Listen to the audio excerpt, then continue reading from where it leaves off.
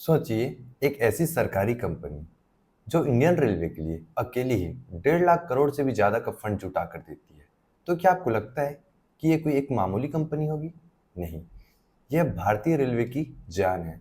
भारतीय railway finance की रीढ़ है। जी हाँ, मैं बात कर रहा हूँ आईआरएफसी की। तो इस वीडियो में हम लोग जानेंगे, क्या ये स्टॉक सही है? क्या आप इस पे इन्वेस्ट कर सकते हैं? क्या आपके पोर्टफोलियो में होना चाहिए? तो चलिए, इस राज से आज हम पर्दा उठाने की कोशिश करते हैं। मेरा नाम है राहुल चंद्रा और आप सभी का स्वागत है हमारे चैनल टी फॉर ट्रेडर में। जैसा कि आप लोगों को पता है कि मैं एक सेबी रजिस्टर्ड रिसर्च एनालिस्ट हूँ और यहाँ पे जो भी वीडियो मैं बताता हूँ ये केवल एजुकेशन पर्पस के लिए है। ये कोई भी इन्वेस्टमेंट कॉल टिप्स बिल्कुल भी नहीं है। अगर आप इस स्टॉक में इन्वेस्टमेंट करना चाहते हैं या एसआईपी करना चाहते हैं तो आप अपने फाइनेंशियल एडवाइजर एक बार जरूर पूछ लीजिएगा या फिर आप खुद का रिसर्च कर सकते हैं। तो चलिए वीडियो स्टार्ट करते हैं। तो आज के इस वीडियो में हम लोग बात करने वाले हैं Indian railway finance corporation IRFC stock के बारे में। यह एक ऐसी सरकारी कंपनी है जो इंडियन रेलवे की जान है। इस वीडियो में हम लोग आईआरएफसी की 360 डिग्री एनालिसिस करेंगे। हम जानेंगे कि इस स्टॉक की ताकत क्या है, कमजोरी क्या है, भविष्य में ये क्या प्लान कर रहा है और अहम बात, क्या ये हमारे पोर्टफोलियो में होनी चाहिए या नहीं। तो आईआरएफसी की शुरुआत की जाती है 1996 में मिनिस्ट्री ऑफ रेलवे के द्वारा। इस स्टॉक का मेन काम क्या है, मुख्य काम क्या होता है? तो ये इंडियन रेलवे के इंफ्रास्ट्रक्चर को बढ़ाने के लिए जो फाइनेंस की जरूरत होती है उसकी पूर्ति करता है। अगर हम इसके हिस्सेदारी की बात करें तो 86.36% गवर्नमेंट इसका हिस्सेदारी रखता है। और अगर हम इसकी बिजनेस मॉडल की बात करें तो ये बाजार से ब्याज में पैसा उठाता है और उसी पैसे को रेलवे को देता है। अब बात आती है कि ये फिर प्रॉफिट कैसे बनाता है। प्रॉफिट बनाएगा तभी तो हमें फायदा होगा ना। तो इसका प्रॉफिट बनाने का काम है मार्जिन बेस, यानी मतलब जो बाजार से ब्याज में पैसा उठाती है और जो रेलवे को देती है उसके बीच का जो मार्जिन होता है यही इसका प्रॉफिट होता है। तो आपको अब समझ आ गया होगा कि आईआरएफसी कैसे काम करता है, कहाँ से प्रारंभ हुआ और इसका मुख्य काम क्या है। तो चलिए जानते हैं कि आईआरएफसी का कैसे परफॉर्मेंस अभी चल रहा है। अगर हम आईआरएफसी की रेवेन्यू की बात करें तो 2024 में 26,650 करोड़ था, जो कि 2025 में बढ़ करके 26,150 करोड़ हो चुका है।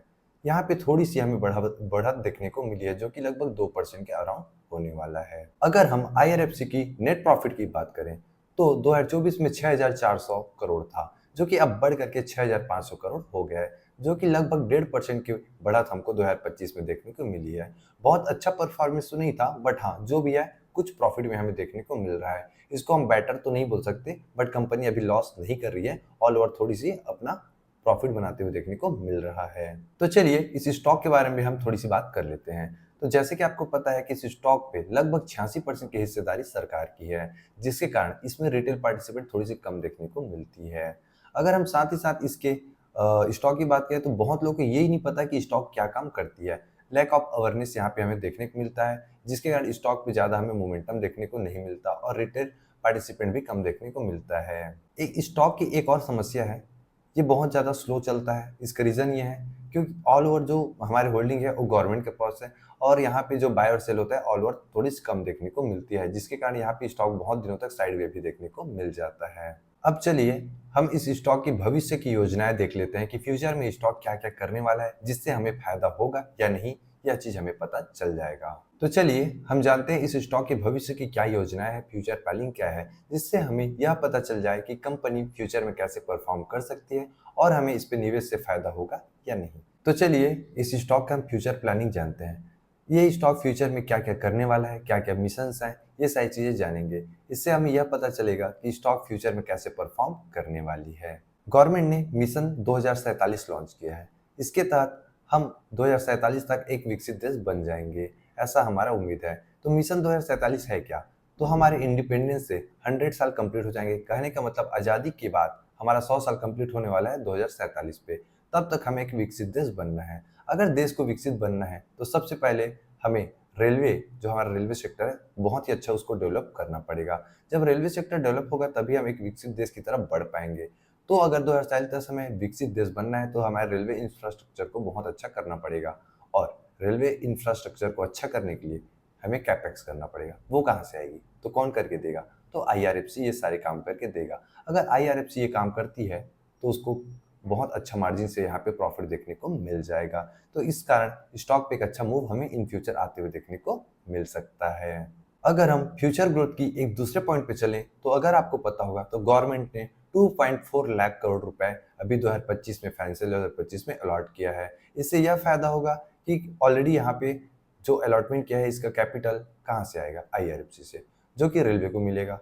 तो इससे भी हमारा मार्जिन यहाँ पे बढ़ते हुए देखने को मिल जाएगा और इससे हमें भी एक अच्छा खासा प्रॉफिट देखने को मिलने वाला है, जिससे इस कंपनी को लाभ होने वाला है और हमें शेयर प्राइस पे इम्पैक्ट देखने को मिल जाएगा। अगर हम आगे बात करें तो आईआरएफसी अभी अब दूसरे सेक्टर में भी जाना स्टार्ट कर दिया है।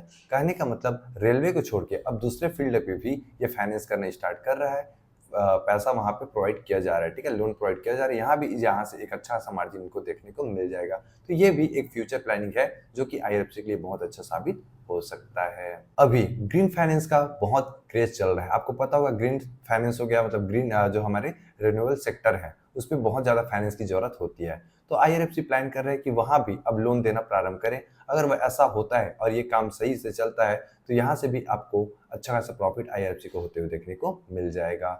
ये भी हमारे शेयर प्राइस को बहुत अच्छा इंपैक्ट कर सकता है। इंटरनेशनल बोरिंग की बात करें तो यहाँ भी आईआरसीटीसी अपना हाथ बढ़ाना शुरू कर चुका है। अगर यहाँ आईआरएफसी को अच्छा खासा प्रॉफिट देखने को मिलता है तो यहाँ से भी आईआरएफसी बहुत अच्छा बिजनेस कर पाएगा और उनका मार्जिन यहाँ से बढ़ते हुए देखने को मिलेगा। तो ऑल ओवर देखा जाए तो फ्यूचर प्लानिंग आईआरएफसी के बहुत अच्छा है।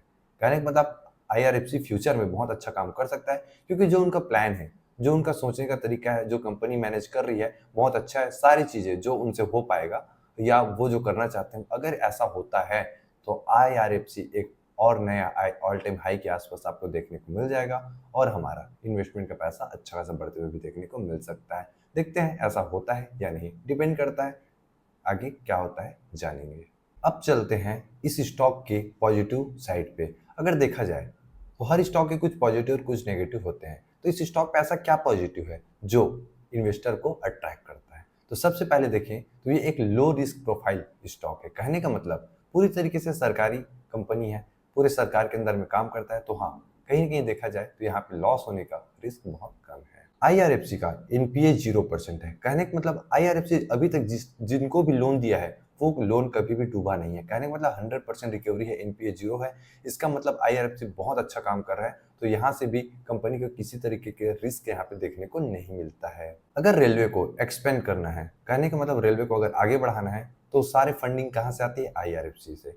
तो अगर रेलवे ग्रोथ करेगा तो आईआरएफसी अपने आप यहाँ से ग्रोथ होते हम लोग को देखने को मिल जाएगा। तो ये बहुत ही अच्छा पॉजिटिव हमको देखने को मिल सकता है। प्रॉफिट ग्रोथ की बात करें तो ये स्टॉक हमेशा धीरे धीरे करके ग्रोथ हो रहा है। हाँ, वन साइडेड ग्रोथ तो नहीं होता, बट हाँ धीरे धीरे धीरे करके हमको कंटिन्यू ग्रोथ देखने को मिलता है। तो ये हमारे कंपाउंडिंग के लिए बहुत अच्छा काम कर सकता है। ये हमारा एक पॉजिटिव साइड इस स्टॉक के लिए है। अगर इस स्टॉक के डिविडेंड की बात करें तो ये पैसिव डिविडेंड देते रहता है, जिससे हमें एक पार्ट टाइम मतलब शॉर्ट टाइम पे इनकम होते रहता है और ये हमारे बैंक के बैलेंस को बढ़ाते रहता है। अभी रिटेल अवेयरनेस बहुत ज्यादा स्टॉक मार्केट की तरफ बढ़ने लगा है। ये चीज आपने देखा ही होगा।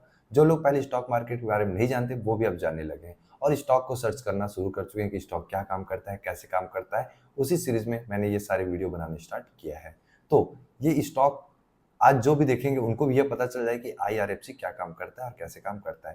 तो ये सारे जो पॉजिटिव पॉइंट थे, जैसे कि एनपीए 0 होना, गवर्नमेंट का स्टॉक होना, ये सारे हमारे लिए बहुत अच्छी पॉजिटिव साइड है। तो कुछ पॉजिटिव है तो कुछ नेगेटिव भी होंगे। तो चलिए अब जानते हैं कि इस स्टॉक पे ऐसा क्या रिस्क फैक्टर या रेड फ्लैग है जो हमें इन फ्यूचर परेशान कर सकता है। तो आईआरएफसी काम क्या करता है? लोन देने का। लोन कहाँ से लेता है? बाजार से। देता किसको है? रेलवे को। तो अगर यहाँ पे मार्केट में जो बाजार है हमारे, वहां से लोन अगर महंगा मिलने लगे तो क्या होगा? उनको रेलवे को सस्ते में देना पड़ेगा, जिसके कारण इंटरेस्ट रेट का एक रिस्क हमारे ऊपर आता है और मार्जिन यहाँ से गिरते हुए देखने को मिल सकता है। तो ये बहुत बड़ा रिस्क हमारे लिए इन फ्यूचर हो सकता है। अब देखते हैं ये कैसे आईआरएफसी इसको मैनेज कर पाता है। बट हाँ, ये रिस्क फैक्टर बहुत बड़ा होने वाला है जो कि प्रॉफिट को पूरी तरीके से कम या ज्यादा कर सकता है। दूसरी बात अगर हम ध्यान दें, जैसा कि आपको पता है कि ये पूरे गवर्नमेंट पे डिपेंड रहता है, मतलब जो भी यहाँ काम होता है सारे गवर्नमेंट बेस पे ही होता है। तो अगर गवर्नमेंट का कोई भी पॉलिसी आता है और वहां पे कोई ऐसी प्रॉब्लम देखने को मिलता है जिससे इस स्टॉक को नुकसान हो सकता है, तो ये हमारे लिए बहुत बड़े रिस्क होने वाला है। इस कारण इस स्टॉक पे थोड़ा सा गवर्नमेंट डिपेंडेंसी होने का एक रेड फ्लैग या रिस्क फैक्टर हमें देखने को मिलता है। तो इस पे भी आपको हमेशा ध्यान रखना पड़ेगा। अगर गवर्नमेंट की तरफ से कोई भी एक रिस्क या कोई भी एक रूल आता है, रेगुलेशन आता है या चेंजेस देखने को मिलता है, तो हमें उसके नॉलेज होना चाहिए, जिससे हमें पता चले कि आईआरएफसी पे उसका क्या इम्पैक्ट पड़ने वाला है। एक सबसे बड़ी समस्या प्राइसिंग पावर। कहने का मतलब आईआरएफसी जब रेलवे को या गवर्नमेंट को लोन देता है, तो गवर्नमेंट जो परसेंट डिसाइड करता है उसी परसेंट से उसे देना पड़ता है। कहने का मतलब इसके पास, आईआरएफसी के पास खुद का प्राइसिंग पावर नहीं है कि मैं इतना परसेंट में आपको ब्याज या लोन दूंगा। तो सरकार जो कहता है वही देता है, जिसके कारण इस पे एक रिस्क फैक्टर देखने को मिलता है। अगर मार्केट से थोड़ा ज्यादा ब्याज में पैसा उठाता है और गवर्नमेंट इससे कम ब्याज में लेता है, तो ऑल ओवर यहाँ पे लॉस होते हुए आईआरएफसी को देखने को मिल सकता है। ये हमारे लिए सबसे बड़ा एक रिस्क फैक्टर होने वाला है। अब देखते हैं फ्यूचर में क्या होती है। जैसा कि आपको पता है कि इसका 86% हिस्सा, इस स्टॉक का 86% हिस्सा किसके पास है? गवर्नमेंट पास। और केवल 13-14% हमारे पास मार्केट में अवेलेबल है, जिसके कारण इस स्टॉक में वैल्यू हमेशा कम देखने को मिलता है और यहाँ पे बड़े क्वांटिटी में बाय सेल नहीं होता। इस कारण इंट्राडे पे भी इस स्टॉक में ज्यादा मोमेंटम देखने को नहीं मिलता और वैल्यू हमेशा कम देखने को मिलता है। रिटेल पार्टिसिपेट बहुत कम इस स्टॉक में होते हुए देखने को मिल जाता है। सबसे बड़ी बात इस स्टॉक के लिए है डी इन्वेस्टमेंट रिस्क। कहने का मतलब 86% किसके पास है? गवर्नमेंट पास। अगर गवर्नमेंट इस स्टॉक को बेचने पे आ गई, तो इस स्टॉक में बहुत ही जल्द आपको वॉलेटिलिटी देखने को मिलेगा और यहाँ पे स्टॉक बड़ा क्रैश करते हुए देखने को मिल सकता है। तो ऑल ओवर ये स्टॉक डिपेंडेंट स्टॉक है, तो इस पे रिस्क थोड़ी सी है। इस चीज का आप हमेशा ध्यान रखें।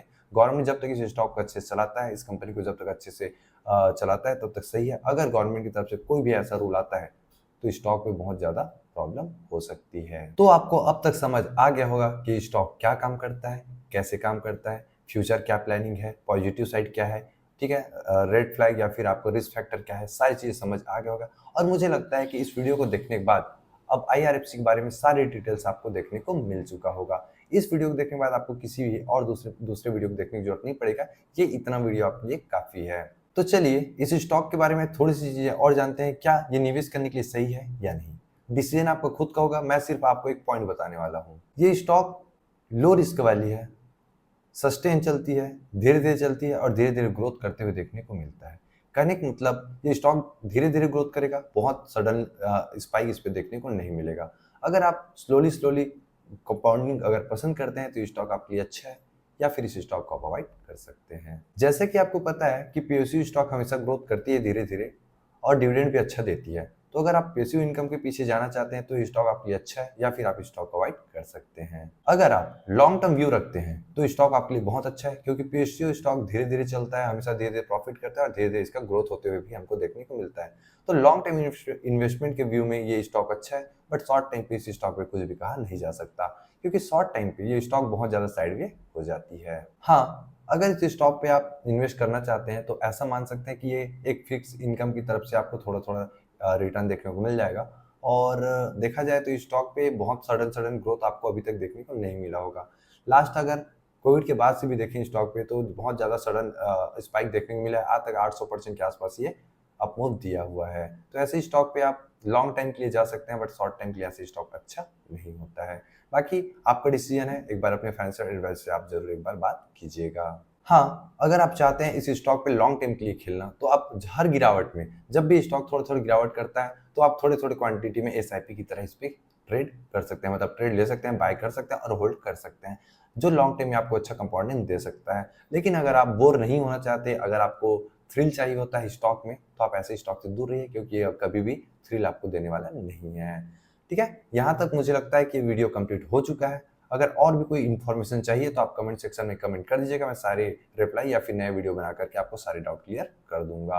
अगर वीडियो अच्छा लगा हो, तो वीडियो को लाइक कर लेना, चैनल को सब्सक्राइब कर लेना और हमारे साथ जुड़ जाइएगा हमारे टेलीग्राम चैनल पे। मिलते हैं अगले वीडियो पे।